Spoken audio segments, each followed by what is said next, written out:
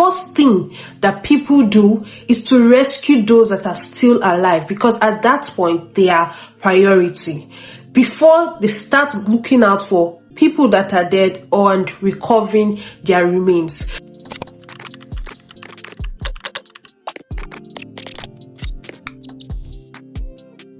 Hi guys, welcome back to my YouTube channel. My name is Favor Godwill, and on this channel we talk about everything forensic science. If you're a new subscriber, thank you very much for dropping by, and if you are a returning subscriber, my heart is with you. Thank you. Today we are going to be talking about disaster victim identification. You might be familiar with the term, or you probably haven't heard about disaster victim identification before. So first of all, what is a disaster? If you didn't watch our last video, I would say pause this video at this point, go back and watch that video, because that is going to set the foundation for this video. Now let's go into disaster victim identification properly. So what is disaster victim identification? Disaster victim identification is the method or process of identifying victims of a mass casualty incident, either natural or man-made. This process brings together information from antemortem and postmortem to make a positive identification by scientific means in a dignified manner that takes into consideration the needs of the investigation process, the needs of the bereaved, and the needs of the community. The first process in disaster victim identification is scene examination. The recovery of human remains cannot begin until every survivor has been rescued. So this is why you see that when there's maybe an earthquake or there's a plane crash, the first thing that people do is to rescue those that are still alive, because at that point they are priority before they start looking out for people that are dead and recovering their remains. So this is usually ensured by the emergency rescue services before the arrival of the recovery team. Now, after survivors has been rescued, the next thing is that the disaster scene is appropriately mapped out. Now, in forensic search, we have different methods of mapping out the scene. We have grid, we have spiral, we have zones. So these are ways that you can map out a disaster scene or to carry out a forensic search.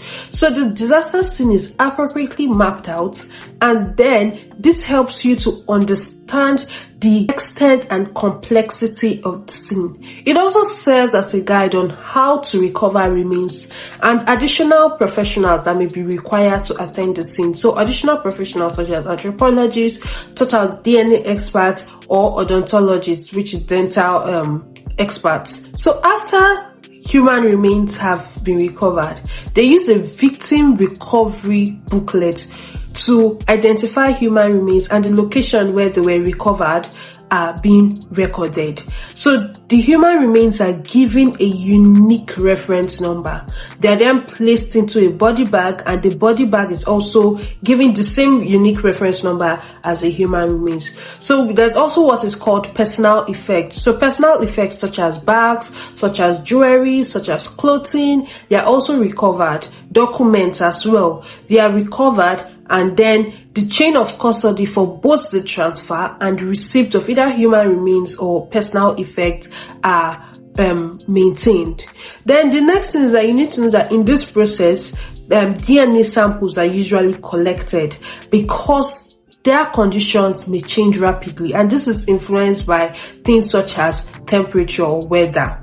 Now, the second process in disaster victim identification is postmortem. After the recovery of human remains, specialists then examine the bodies to identify as much biometric data as possible.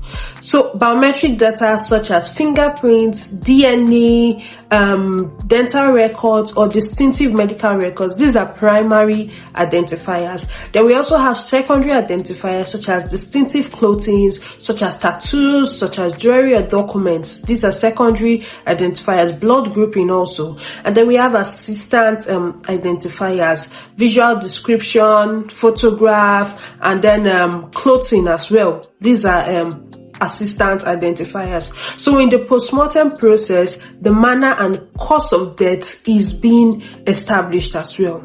Then we have the antemortem process. Now the antemortem process is interviewing usually the next of kin family member to collect detailed data about the missing family member.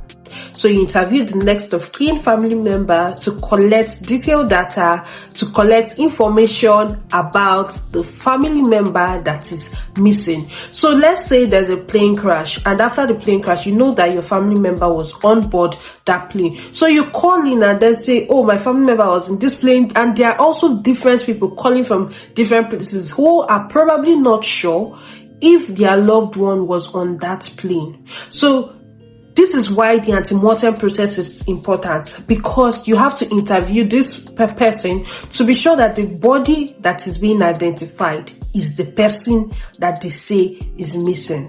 So this interview is carried out by the family liaison officer, and they have to collect as much information as possible. In Interpol countries, they use the yellow DVI forms for antemortem process and then the pink DVI forms for postmortem process. So in this case, the antemortem process, the family liaison officer uses the yellow DVI form to record every information that they have obtained from the next of kin about the missing family member.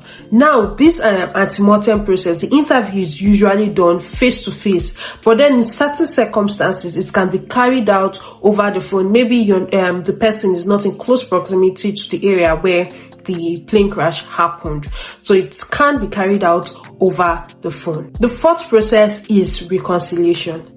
After antemortem and postmortem data have been collected, they are compared and reconciled against each other to establish an identity. So the primary identifiers, which I earlier mentioned, that is fingerprints, DNA, dental records, or distinctive medical records, they are used to establish 100% match between antemortem and postmortem information.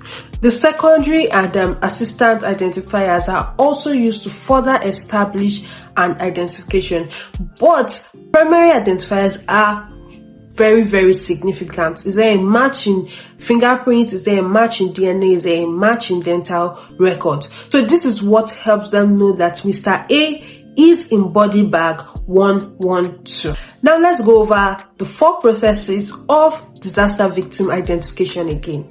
Number 1 is scene examination. This is when the disaster scene is mapped out and human remains are recovered. Number 2 is postmortem process. So this is where the specialists examine the bodies to identify biometric data. Number 3 is antemortem. This is when they obtain information about the missing family member from the next of kin. And number 4 finally is reconciliation. This is when the identification is established. Now that you know the processes involved in disaster victim identification, let me know your questions in the comment section. Let me know what you learned from this video in the comment section. Please don't forget to like, don't forget to share, don't forget to subscribe, because when you do this, you encourage us and you make YouTube to push our videos out the more. Thank you very much for watching. See you guys next time. Bye.